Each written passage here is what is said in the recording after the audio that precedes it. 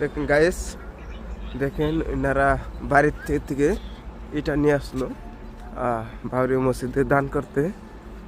তো খুবই ভালো লাগলো, আলহামদুলিল্লাহ। ভাই কেমন আছেন? হ্যাঁ ভালো।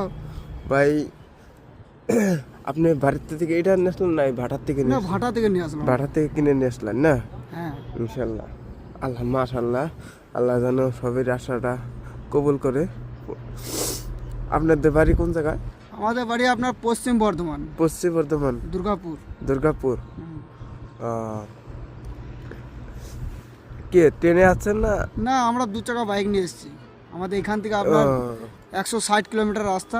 আমরা কালকে আমাদের বাড়ি আসাম, আসাম থেকে আমরা ট্রেনে আছি। আচ্ছা আচ্ছা প্রায় 650 কিলোমিটার এত দূর থেকে আমরা এই জায়গায় এসেছি। কালকে আসছিলাম, আসে আমরা এখানে এই জায়গায় থেকেছি, এখানে আসছি।